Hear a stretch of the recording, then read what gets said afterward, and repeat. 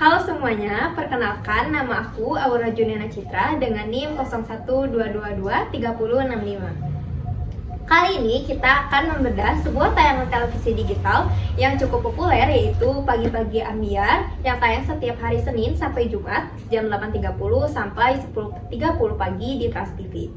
Nah, acara ini tuh dikenal sebagai variety show hiburan yang penuh humor, terus ada dramanya dan gosip selebriti. Tapi apakah semua konten yang sudah ditayangkan ini sudah benar-benar sesuai dengan etika penyiaran digital yang diatur dalam P3SPS?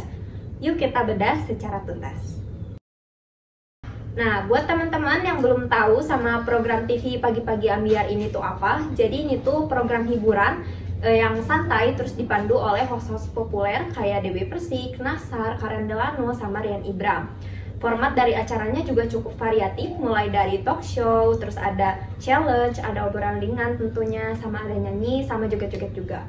Nah, jadi acara ini tuh bakal cocok kalau kamu termasuk orang yang suka gosip, selebriti, terus ada drama viralnya juga. Nah, emang program ini tuh lebih tinggi nilai hiburannya dibanding edukasinya. Bahkan kadang terlalu fokus sama konflik pribadi dan sensasi aja. Program ini juga sebelumnya udah pernah kena teguran KPI tahun 2021 karena host dan bintang tamunya ini sering joget-joget vulgar lah. Tapi emang setelah teguran itu tuh program ini sekarang udah jauh lebih baik. Pada bulan Januari lalu, Pagi-Pagi Ambiar ini tuh mengundang seorang bintang tamu bernama Dokter Detektif atau Doktif, seorang edukator anonim dari media sosial yang sering ngebahas soal produk skincare. Topik yang diangkat ini tuh cukup menarik tentang polemik industri skincare di Indonesia, cuman malah berubah jadi opini, terus ada adu spekulasi juga dan perdebatan antara host sama si dokter ini. Mulai mereview produk-produk ini untuk niatan apa gitu, supaya masyarakat tahu ini produknya sesuai nggak sih sebenarnya. Hanya apa gunanya ada BPOM kalau misalkan semua dokter dengan profesinya dia bisa mereview skincare dok. Lantas apakah tayangan ini sudah sesuai dengan P3SPS? Mari kita lihat satu persatu indikator pentingnya. Yang pertama, ini tuh menyebutkan kalau penyiaran wajib memperlakukan narasumber secara wajar dan adil. Nah, di episode kali ini tuh kita bisa lihat ya kalau host beberapa kali mengajukan pertanyaan dengan nada yang menekan dan menyudutkan, terutama soal identitas si dokter ini dan tujuan dia untuk membuat konten. Bahkan sempat dibahas juga soal kenapa si dokter ini tuh memakai topeng gitu. Dokter buka topengnya aja gitu, dan kenapa, dan pertanyaan saya dok, kenapa dokter harus gak mau lepas topeng? Iya, karena menurut saya seharusnya topeng itu hanya sebagai konten di sosial media, karena yang memang ini yang dokter inginkan. Dokter tidak ingin dikenal dengan publik, tetap anonymous ya. Kenapa? Maksudnya aku gini, karena kayak aku di Trans TV, saya tuh diberikan status sebagai fashion police, tapi kan di luar itu kan saya harus menjadi diri saya gitu. Padahal menurut etika penyiaran, narasumber harus diberi ruang untuk bisa menjelaskan tanpa adanya tekanan emosional atau tuduhan yang tidak berdasar.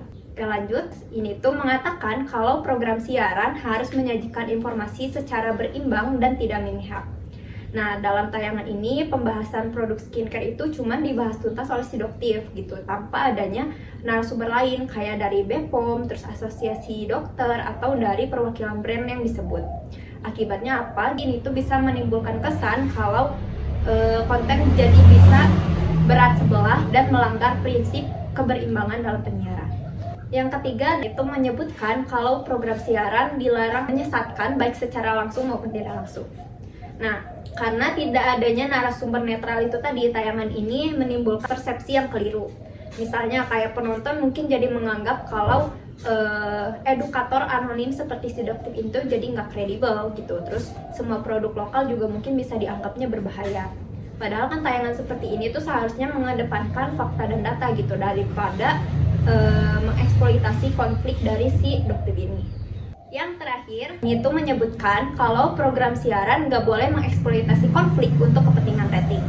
Nah, jadi alih-alih fokus soal kandungan skincare atau bahayanya skincare abal-abal gitu, acara ini tuh malah lebih banyak mengangkat konflik pribadi gitu antara si dokter dengan selebritas lain kayak Sheila sama Dr. Chatli.